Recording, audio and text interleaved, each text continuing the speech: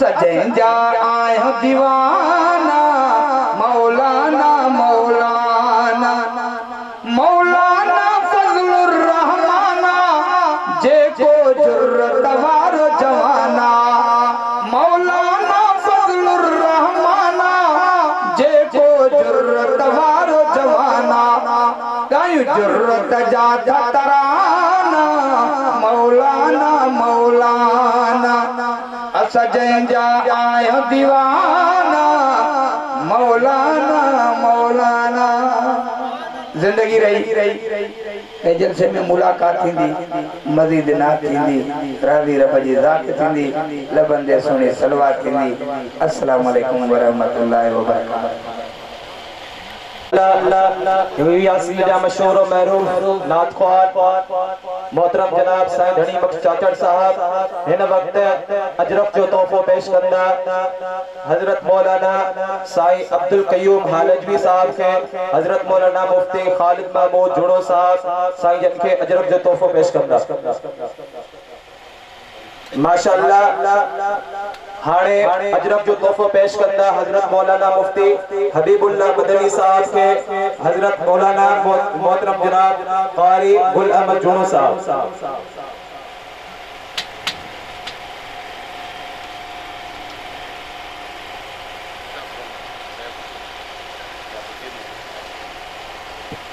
इन वक्त दिला के अंधेरे जे सिंध जे मशहूर महरूफ खतीब हजरत मौलाना साईं अब्दुल कयूम हालजवी साहब के गुजारिश कंदुम हु अचन पंहिंजे मनफूजात का साईं तवा के मुस्तफीज करण फरमाए। हजरत मौलाना साईं अब्दुल कयूम हालजवी साहब जो तोहफो पेश कंदा इल्ताफ रिंद।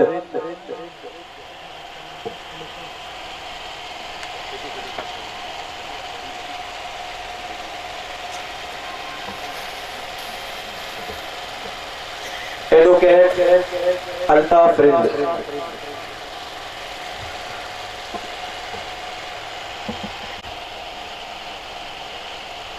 अल्हम्दुलिल्लाह नहमदुहु व नस्तईनुहु व नस्तगफिरुहु व नु'मिनु बिही व नतवक्कलु अलैहि वनऊज़ु बिल्लाहि मिन शुरूरि अनफुसिना व मिन सय्यिआति अअमालिना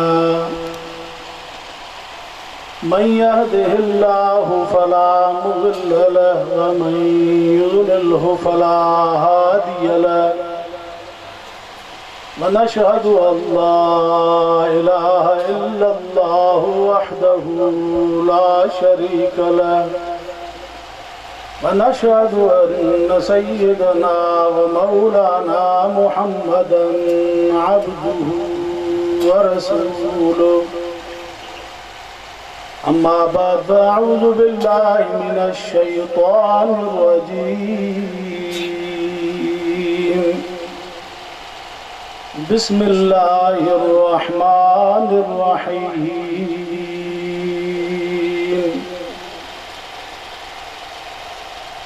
उतलु मा ऊहिय इलैक मिनल किताब वाक़िमिस सलात इन्नस्सलात तन्हा अनिल फ़हशाइ वल मुनकर वलज़िक्रुल्लाहि अकबर वल्लाहु यअलमु मा तस्नऊन।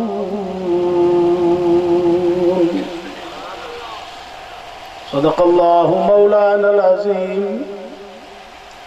व बल्लगना रसूलुहुन नबियुस सादिकुल अमीन व नहनु अला ज़ालिका लमिनश शाहिदीन वश्शाकिरीन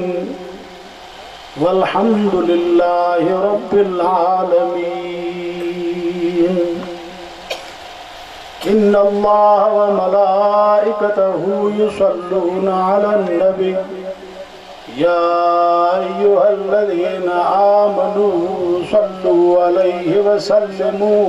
तस्लीमा। अल्लाहुम्मा सल्लि अला सय्यिदिना मुहम्मदिन नबिय्यिल उम्मी व आलिहि व बारिक व सल्लिम عدد كل معلوم لك دائما أبدا मुजाहिर हो।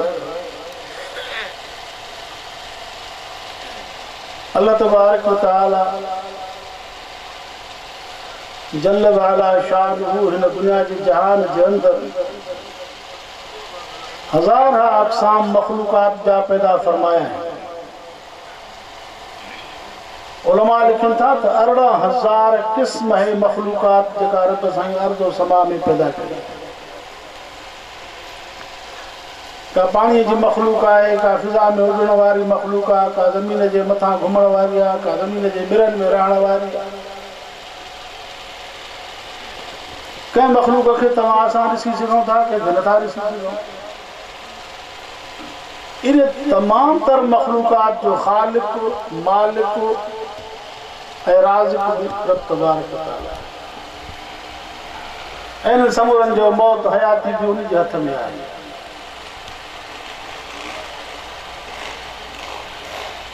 ऐं सभिनी जी पर घुर बि लाइ, सभिनी जे आवाज़ खे ॿुधे थो, सभिनी जे हाल खां वाक़िफ़ आहे। इन तमाम तर मखलूक़ात में अल्लाह तबारक व तआला जंहिं मखलूक जो नालो इंसान, उन खे रब तबारक व तआला अशरफुल मखलूक़ात में बणायो। इज्जत जो ताज इंसान ते रखे। फरमाई वलक़द करमना बनी आदम, असां इज्जत इंसाननि खे ॾिनी आहे, औलाद आदम खे अता फरमाई। ऐं तख़लीक़ जे लिहाज़ सां बि इंसान सभिनी खां आला ऐं उत्तम। लक़द ख़लक़नल इंसान फ़ी अहसन तक़वीम।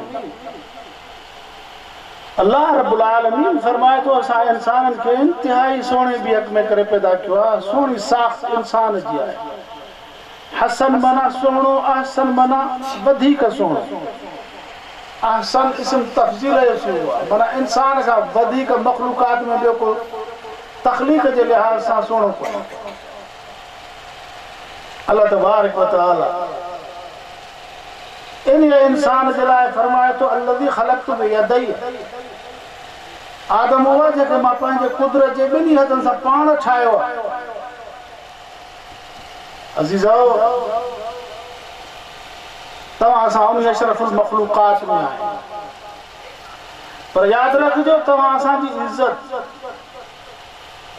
उन वक़्त में बरक़रार आहे जॾहिं असां अल्लाह जे रसूल जे हुक्मनि जे मातहत ज़िंदगी गुज़ारी।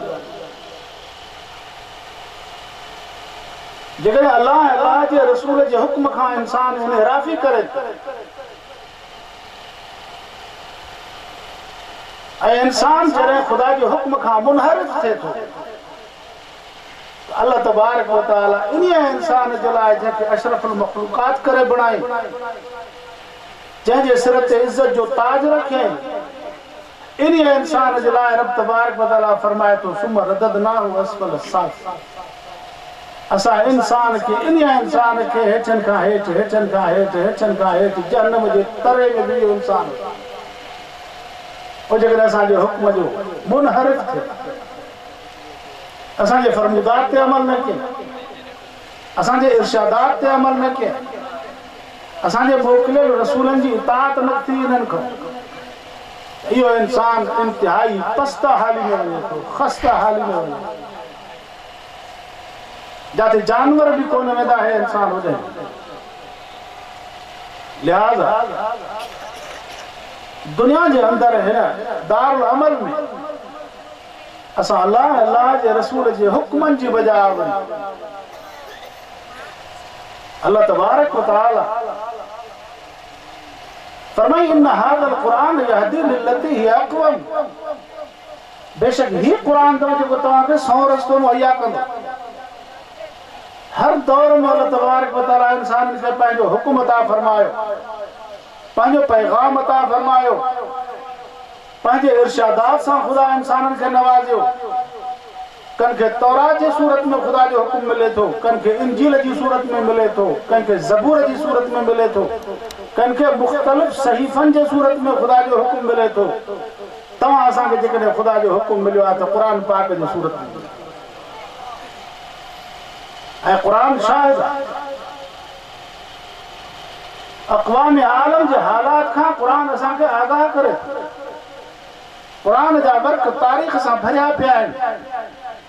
उन्हनि माण्हुनि जिन ॾे अल्लाह जो पैगाम आयो ऐं जॾहिं उन्हनि खुदा जे हुक्म खे पसे पुष्ट रखियो उन्हनि जो अंजाम छा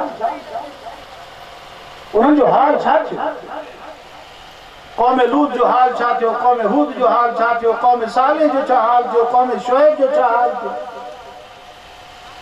कौम सबा जो छा हाल थियो कुरान करीम जे अंदर अल्लाह ताला हिन आखिरी नबी जे आखिरी उम्मत के फरमाए थो फातबिरु या उल अबसार फातबिर इबरत हासिल करो माजी जा हालात खुदा सामो रखिया है गुजरियल ज़मानो रब तबारक व तआला असांजे सामो रखियो ऐं पोइ रब हज़ूर जे उम्मत खे फरमाए थो फातबिरु इबरत हासिल तहां ॾे बि असां पंहिंजो रहबर मोकिलियो अथसीं तहां ॾे बि पंहिंजी तालीम पंहिंजो हुकुम मोकिलियो अथसीं पोइ जेकॾहिं तहां बि इनराफ़ कयो तहां बि रूगर्दानी कई ऐं तहां बि आख़िरी नबी जी इताअत न कई तहां बि क़ुरान खे ठुकरायो त पोइ अॻियनि जो अंजाम ॾिसो ऐं उहे असां खां वधीक ताक़तवर हुया कुवत में वधीक हुया कदावर शख्सियतूं हुयूं अल्लाह फरमाए तो अल्लती लम युखलक मिसलुहा फिल बिलाद एड़ा हसीन जमील चेहरा एड़ा ताकतवर चेहरा अल्लदीन जाबु सखर बिल वाद जबरन के खोटे करे जबरन में रहंदा ताकतवर कौम हुई ओड़ा बड़ी दुनिया में असा पैदा ही कोने क्या एड़ा आया ही कोने लम युखलक मिसलुहा फिल सब सिफ़त हस्ती तां मिट दी वो जने इनहराफ कयो सरकशी ऐं तुग़यानी में काहे पिया अंबिया अलैहिस्सलाम जी तकज़ीब कयो मा यातिहिम मिन रसूलिन इल्ला कानू बि यस्तहज़ी जॾहिं बि खुदा जो को पैगंबर ईंदो हुन सां इस्तेज़ा कंदा मज़ाक कंदा अंबिया खे बेमोहतो को उन्हनि जो एहतराम का इज्जत ऐं का उन्हनि जी इताअत न कयूं अल्लाह तबारक व तआला उन्हनि खे अहिड़ी सज़ा ॾेई छॾी सिफ़त हस्ती तां मिटाए छॾे का लम यगनो फ़ीहा जो त दुनिया में आया ही दुनिया में रहिया ही कोन अज़ीज़ाओ अल्लाह ताला असांखे बि पंहिंजो पैगाम आख़िरी रसूल जे मार्फत ॾिनो पैगंबर अलैहिस्सलातु वस्सलाम जे क़ल्ब अतर ते अल्लाह से जॾहिं ही क़ुरान नाज़िल फरमायो पोइ हज़ूर खे इरशाद थिए थो ख़ुदा जे तरफ़ां कुल हाज़िही सबीली अदू इलल्लाह ऐं नबी दुनिया वारनि खे चओ त हे अथव अल्लाह जो रस्तो हे मुंहिंजो रस्तो आहे ही पैगाम मां आंदो आहे ही फ़िक्र आंदो आहे ही निज़ाम आंदो आहे ही अक़ीदे जो सबक अमल जो सबक अखलाक जो सबक हे मुकम्मल निज़ाम हयात आहे क़ुरान पाक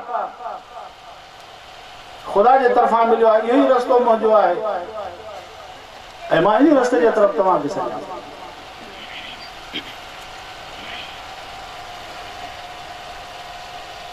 मुंहिंजा दोस्त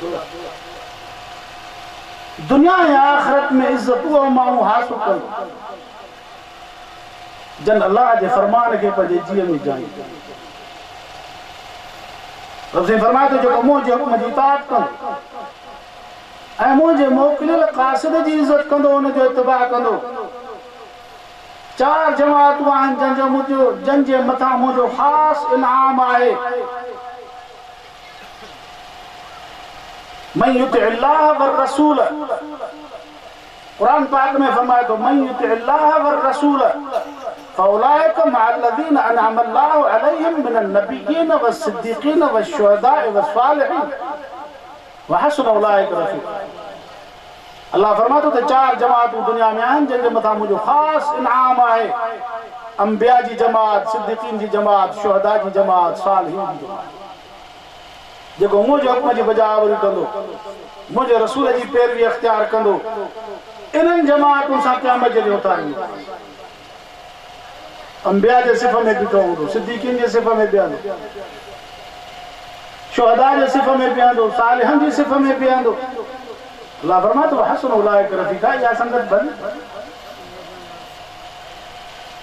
दुनिया में पंहिंजो पेट पालियो, अनवारात इलाही जो मुशाहिदो कयो, तख़लीक़ात ख़ुदाबंदी मां फ़ाइदो वठो, पर असांजे हुक्म जे माते। अल्लाह फरमातो मुंहिंजे हुक्म जे मुताबिक़ कसब तव्हांजे हथ में आहे, तव्हांजो कसब तव्हांजे लाइ निजात जो सबब बि उहो ई थींदो, ऐं ख़ुदा वटि पकड़ जी सूरत जेकॾहिं थी त उहो बि तव्हांजो कसब उन में शामिल आहे। अल्लाह फरमातो लहा मां कसबत वलैहा मक्तसबत, नफ़ो भी इंसान के पंहिंजे कमाई जो मिलंदो, नुक़सान भी पंहिंजी कमाई जो। नफ़ो नुक़सान इंसान जे पंहिंजे कसब सां मिलंदो आहे। जेकॾहिं असां चाहियूं था त दुनिया ऐं आख़िरत में इज़त मिले त पोइ इज़त अल्लाह जे क़ुर में आहे, अल्लाह जे रसूल जे हुक्मनि जे इताअत में आहे। हीअ दुनिया असांजे लाइ इम्तिहान जो घर आहे। अल्लाह तबारक व तआला दुनिया खे मुज़य्यन बणाए छॾियो आहे। इहे सभु शयूं जेके आहिनि असांजूं ज़रूरतूं आहिनि। मक़सूद मतलूब महबूब हे शयूं न आहिनि दुनिया जूं। असांजो मक़सूद मतलूब महबूब दुनिया जी बिल्डिंग न आहे। मक़सूद मतलूब महबूब हे दुनिया जा हे जानवर कोन्हनि। मक़सूद मतलूब महबूब घरवारी न आहे। मक़सूद ऐं मतलूब ऐं महबूब औलाद कोन्हे। दुनिया जो माल मता ऐं हुकूमत ऐं सल्तनत दुनिया जो मतलूब ऐं महबूब न आहिनि।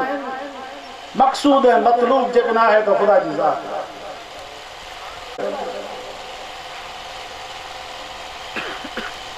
इंसान खे दुनिया में पेट पालो। अल्लाह ताला फरमाए थो अल माल वल बनून ज़ीनतुल हयातिद दुनिया। माल ऐं औलाद दुनिया जी हयाती जे लाइ ज़ीनत जो सबब आहिनि। माण्हू दुनिया जे अंदरि फ़ख़ुरु कंदो आहे, मूंखे हेतिरी मिल्कियत आहे, मूंखे हेॾो माल आहे, ऐं मूंखे हेतिरी औलाद आहे, मुंहिंजो हेतिरो राज आहे, मुंहिंजी हेतिरी क़ौम आहे, मुंहिंजी हेतिरी फ़ौज आहे, मुंहिंजो हेतिरो लश्कर आहे, ऐं मूंखे हेड़ी दौलत आहे। पर इहे शयूं इंसान जे लाइ दुनिया जे लाइ बाइस ज़ीनत आहे। आख़िरत में हिननि जे लाइ को हिननि जो फ़ाइदो थिए। आख़िरत में हिननि शयुनि जो फ़ाइदो थिए। दुनिया जी कसरत आख़िरत में नफ़ेमंद न थींदी। औलाद जी कसरत इंसान जे लाइ आख़िरत में फ़ाइदेमंद न थींदी। इन जे करे रब साईं फरमायो त वल बाक़ियातु सालिहातु ख़ैरुन इंद रब्बिका सवाबन व ख़ैरुन अमल। भलो बदलो, भलो अंजाम, साल अमल। वो जेको दुनिया में रही करे मां अल्लाह जे फर्ज़न खे अदा कयो था। ख़ुदा जो हुकुम थी वियो बाने के पैसे वारे के हज कर, आमन्ना व सदक, समेना व अताना, हाज़िर साईं। अल्लाह से फरमात नमाज़ूं पढ़, हाज़िर साईं। पंहिंजे पघर जे पोरे मंझां, पंहिंजी हलाल जी कमाई मंझां पंहिंजे मिस्कीननि खे ज़कात पहुचा, हाज़िर साईं। रमज़ान शरीफ़ जे महीने में रोज़ो रखणो आहे।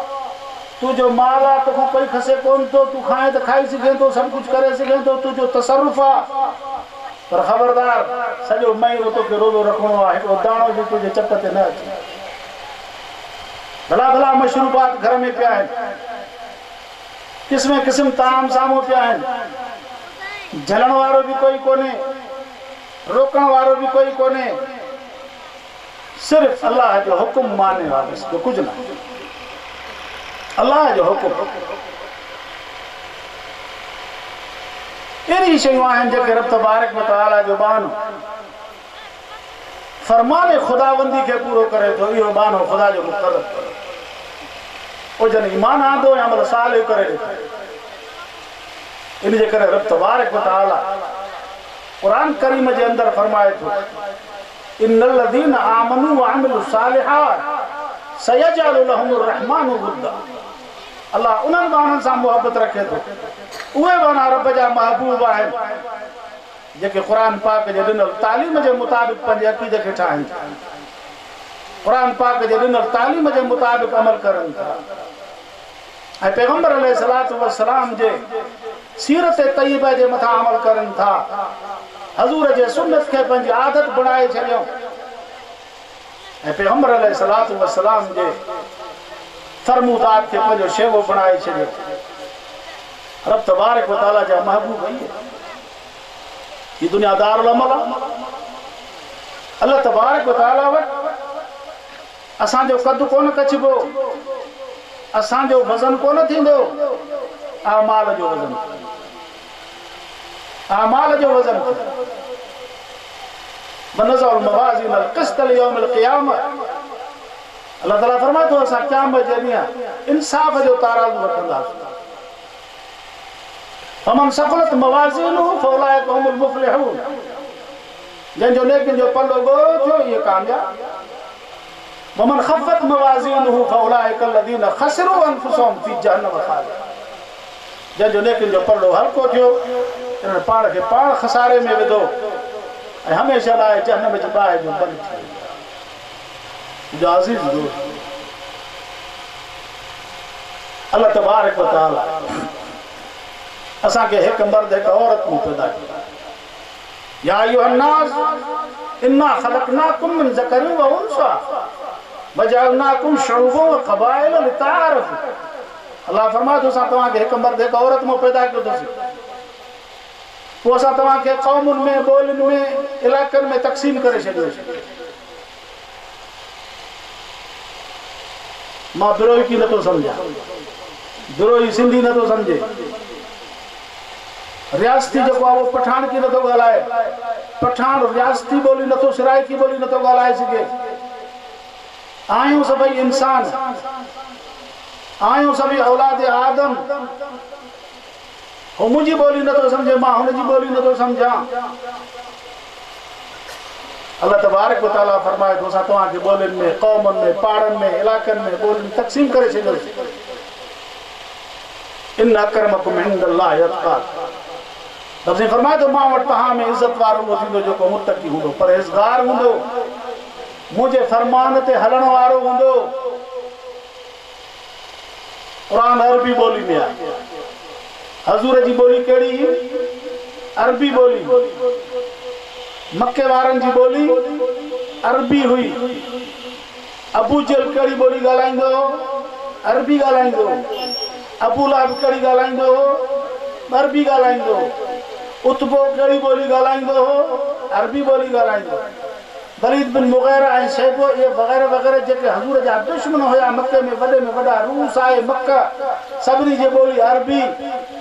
क़ुरान अरबी ॿोली में पैगंबर जी ॿोली अरबी हज़रत सलमान फारसी फारस खां आयो ग़ुलामी जी ज़िंदगी गुज़ारे थो हद बिलाल हबश खां आयो हज़रत शुएब रूम खां आयो हुनजी रूमी ॿोली आहे हुनजी फारसी ॿोली आहे उन्हनि ॿोलियुनि वारा जन्नत जा बादशाह बणिजी विया अरबी ॿोली ॻाल्हाइण वारा जहन्नम में हलिया ज़ुबान ते कोन ॿोली ते कोन अथव खूनी रिश्तनि ते निजात कोन्हे इन्नल्लाह ला यंज़ुरु इला सुवरिकुम व अमवालिकुम वलाकिन यंज़ुरु इला अमालिकुम व क़ुलूबिकुम कमा क़ाल रसूलुल्लाह सल्लल्लाहु अलैहि हज़ूर फरमायो त अल्लाह ताला तव्हांजे मुहांडनि ॾे शक्लनि ॾे कोन थो ॾिसे तव्हांजे दौलत हुकूमत ऐं सल्तनत ॾे कोन थो ॾिसे जेकॾहिं दौलत ऐं हुकूमत इज़त जो बाहिस हुजनि हा फिरौन ईअं न मरे हा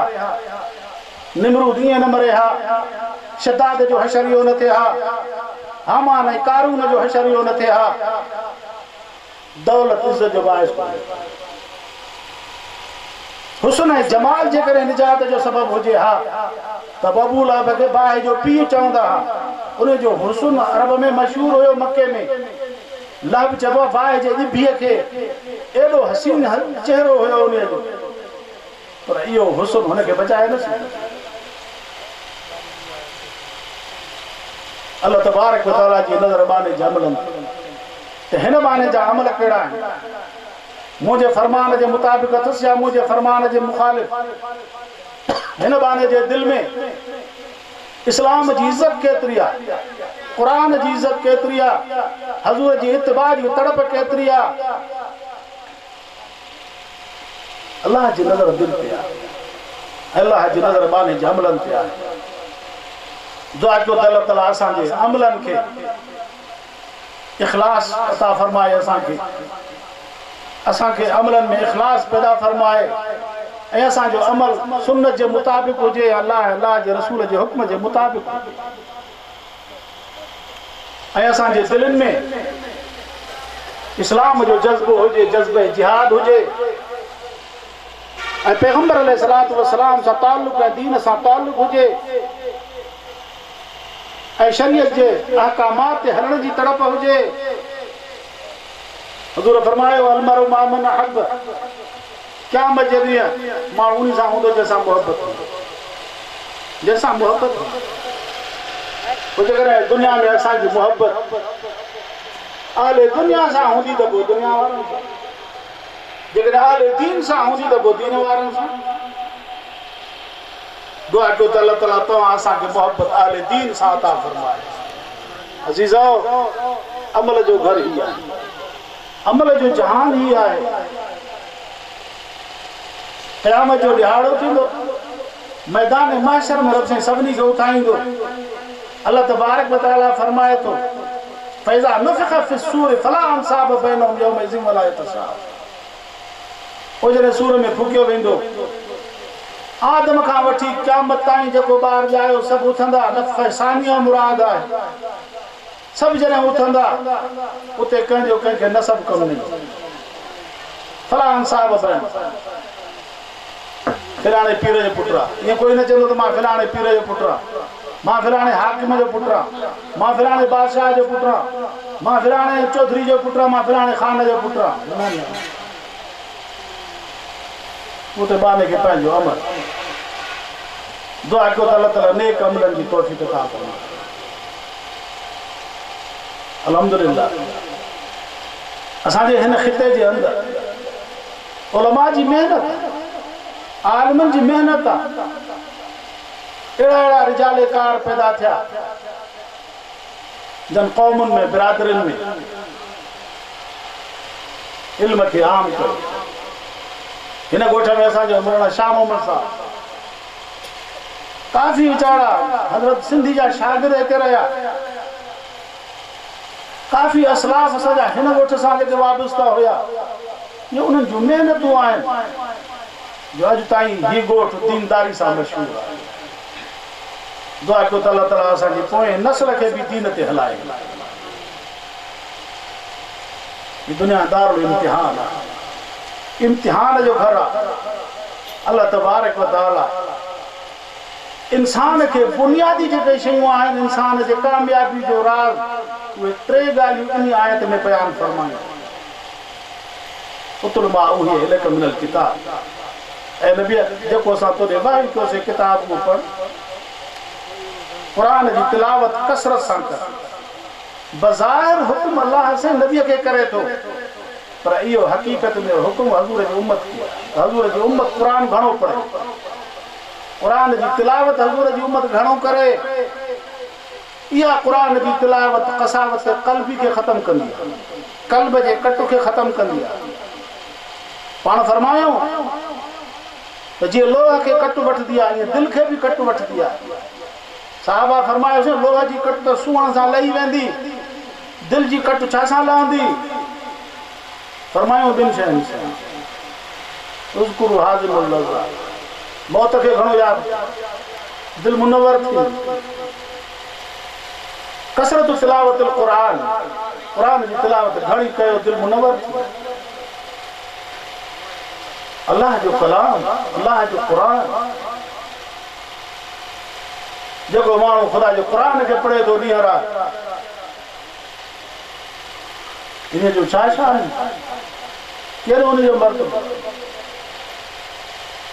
इहो कुरान इंसान जे लाइ क़यामत जे ॾींहं जो शाफ़े बणियो। पाण फरमायो मन क़रा अल कुरान व अमिल बिमा फीह उल्बिस वालिदाहु ताजन यौमल क़ियामा ज़ाहु अहसन मिन ज़ाहि शम्स औ कमा क़ाल रसूलुल्लाह सल्लल्लाहु फरमायो रसूलुल्लाह सल्लल्लाहु अलैहि वसल्लम पाण फरमायो जंहिं कुरान पढ़ियो ऐं कुरान पाक ते अमल करे ॾेखारे अहिड़े शख़्स जे पीउ माउ खे ख़ुदा क़यामत जे ॾींहुं ताज पाराईंदो, हुन ताज जी रोशनाई दुनिया जे सिज खां वधीक। पाण फरमायो जंहिं ख़ुदि कुरान पढ़ियो उन जो छा शान हूंदो। कुरान पाक एॾी वॾी शइ, कुरान पाक जी तिलावत, कसरत तिलावत, कुरान जी तिलावत घणी। अल्लाह तबारक व तआला जे कुर्ब जो ज़रियो इहा शइ। बे नंबर में फरमाया अक़िम सलात, नमाज कायम कर।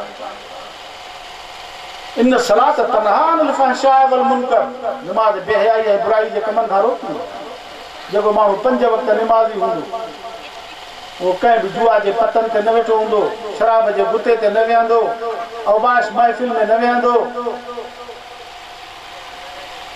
ऐं इन्हनि महफ़िलनि खां उनखे ख़ुदि नफ़रत थींदी। नमाज उनखे शर्माईंदी, तूं त नमाज़ पढ़ंदो, तूं छो हिन ते आहे थो। हीअ महफ़िल अहिड़नि माण्हुनि जी आहे जंहिंजो नमाज़ सां तालुक़ ई न आहे, तूं त नमाज़ पढ़। पाण फरमायो सलात मेराजुल मोमिनीन, मुंहिंजो मेराज इहो त ख़ुदा मूंखे मथे घुरायो पाण ॾे अर्श मुअल्ला ते। फरमायो मुंहिंजे उम्मत जो मेराज नमाज़। अल्लाह तबारक व तआला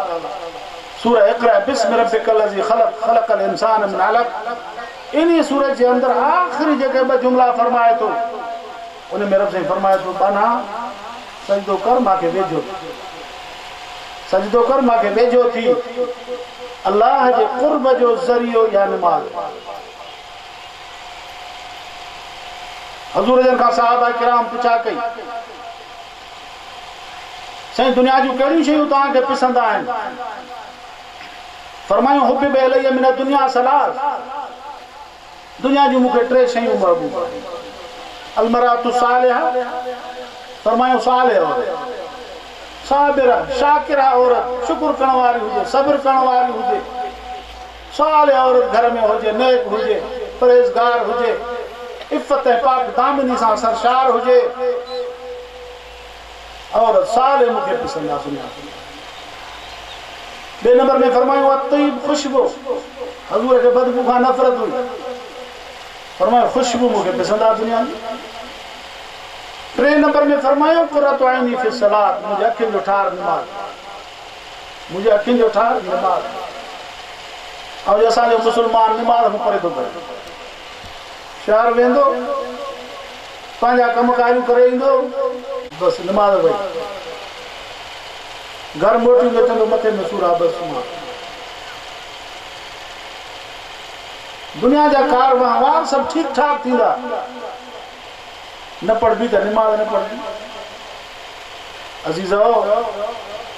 हज़ूर जन फरमायो त मुंहिंजे उम्मत जी सुञाण नमाज़ आहे। सहाबा किराम हज़ूर खां पुछा कई, साईं आदम खां वठी करे ईसा ताईं एॾी सारी दुनिया गुज़री आहे, उहे माण्हू हूंदा, उहे बि सभु दुनिया में आया आहिनि, तव्हां पंहिंजी उम्मत खे कीअं सुञाणींदव? तव्हां पंहिंजे उम्मत खे कीअं सुञाणींदव? फरमायो त मुंहिंजे उम्मत जा निशान पधरा हूंदा, मुंहिंजे उम्मत जा निशान पधरा हूंदा, मां पंहिंजे उम्मत खे सुञाणींदो। कीअं सुञाणी? फरमायो त मूंखे ॿुधायो कारा घोड़ा बीठा हुजनि कंहिं मैदान में, ऐं उते हिकिड़ो अहिड़ो मालिक अचे जंहिंजा 5 कल्याण घोड़ा हुजनि। 5 कल्याण घोड़ो चइबो आहे जंहिं घोड़े जो मुंहुं बि अछो, 4 सूंभ बि अछा, बाक़ी सॼो वजूद कारो, 4 जंघा बि अछूं, मुंहुं बि अछो। पाण फरमायो त इहो मालिक पंहिंजे घोड़नि खे कोन सुञाणींदो? कारन घोड़न में जेकर उन जा घोड़ा बिठा हुजन तो वो मालिक पंहिंजे घोड़न के कोन सुञाणींदो और मैं सही त परे को पदरा हुंदा फरमाओ त मोह जे उम्मत जा ये पंज उज़वा बरंदा पंज वक्त नमाज पढ़ंदो वजू कंदो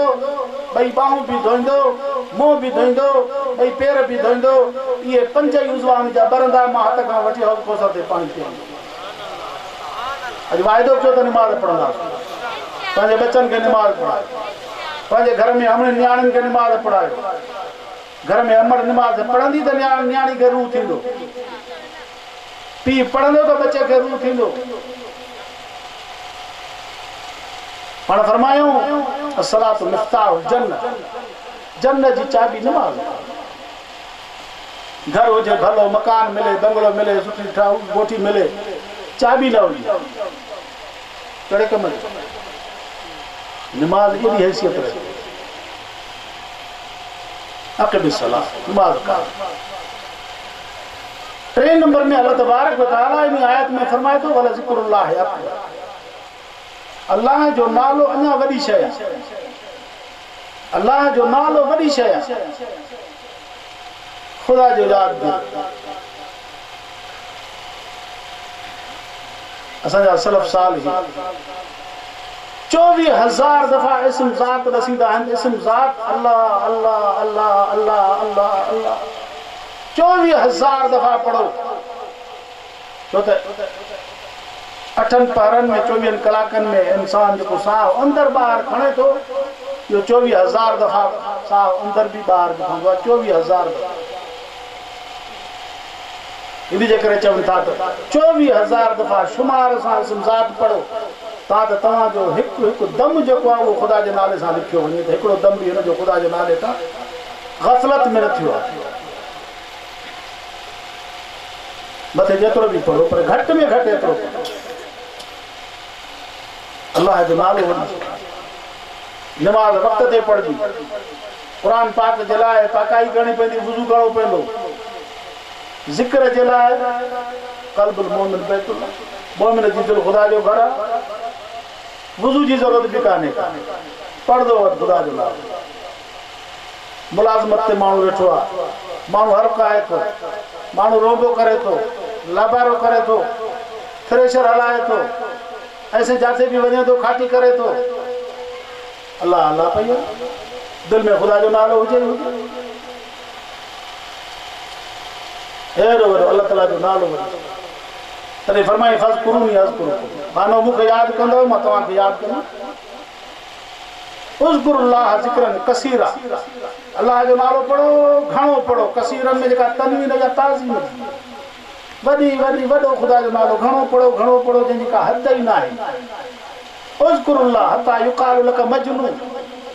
हेॾो खुदा जो ज़िक्र घणो कर जो माण्हू चवंदा अरे मजनू थी वियो आहे चरियो थी वियो ईअं खुदा जो नालो घणो पढ़ो हज़रत मूसा अलैहिस्सलातु वस्सलाम तूर सिना ते रब सां ॻाल्हाइण वेंदो माण्हू पुछंदा हुआ मूसा काॾे थो वञे वञा थो खुदा सां ॻाल्हाइण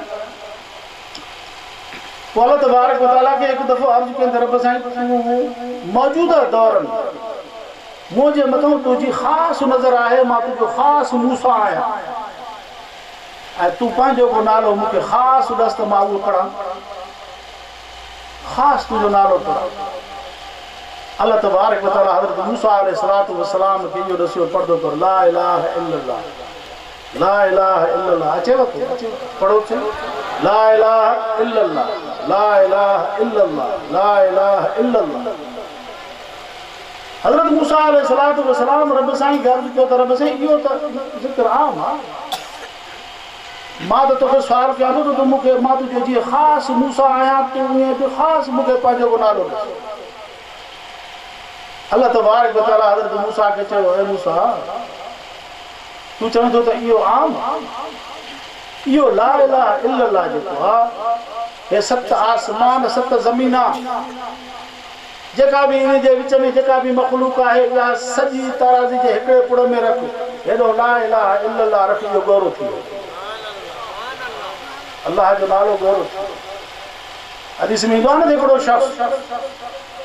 मीज़ान ते आंदो वेंदो अमल न हूंदसि हदीस बिताका चयो वेंदो आहे उन खे हदीस बिताका अमल न हूंदसि छा तुरे नेकियूं आहिनि ई कोन मलाइक वठी वेंदसि जहन्नम जे तरफ़ जहन्नम जे वेझो वेंदा त रब तबारक व तआला खे चवंदो बीहो बीहो बीहो इनखे झलियो इनखे मोटाए इन जी हिकिड़ी अमानत मां वटि आहे हिकिड़ी शइ इन जी मां वटि आहे उहा विझोसि तराज़ू पोइ हेतिरी पर्ची हूंदी आंगुर जेतिरी पर्ची हूंदी पोइ उन खे रखंदा अहिड़ा गुनाह वॾा गुनाह जेके सभु हिकिड़ी पासे ॾांहुं उहा हिकिड़ी पर्ची जेका आहे उहा ॿिए पासे ॾांहुं रखी वेंदी पोइ उहा पर्ची एॾी वज़नी थी वेंदी जो गुनाह हल्का थी वेंदा उन पर्ची ते छा लिखियलु हूंदो इहो कलमो पाक लिखियलु हूंदो ला इलाहा इल्लल्लाहु मुहम्मद रसूलुल्लाह अज़ीज़ो अल्लाह जो नालो वरी शइ वतबत्तल इलैहि तब्तीला पंज रब सां तबत्तुल क़ाइम कयो पंज रब सां रब्त क़ाइम कयो हर वक़्तु तव्हांजी दिलि ख़ुदा जे नाले सां आबाद हुजे अल्लाह तबारक व तआला जंहिं मक़सद जे लाइ इंसान खे दुनिया में आंदे उहे मक़सद वारियूं ॻाल्हियूं इन आयत में फरमाए थो हिकु त निमाज़ पढ़ो जेॾा बि मसरूफ़ आहियो जेॾा बि बीमार आहियो जेॾा बि मोहताज आहियो जहिड़े बि कंडीशन में आहियो जहिड़ी बि पोज़ीशन में जहिड़े बि हाल में निमाज़ ज़रूरु पढ़ो ऐं क़ुरान जी तिलावत यकीनन कयो क़ुरान पाक जी तिलावत भली आहे क़ुरान जी तिलावत घणी कसरत सां कयो फरमायो खैर अमाल उम्मती तिलावतुल क़ुरान मुंहिंजे उम्मत जो अमल भले में भलो क़ुरान जी तिलावत आहे ऐं टे नंबर में क़ुरान अल्लाह ताला फरमाए थो ज़िक्र कयो मां अल्लाह जो नालो घणो पढ़ो बुखारी शरीफ़ जी आख़िरी हदीस आहे हज़रत अबू हुरैरा साईं खां रिवायत आहे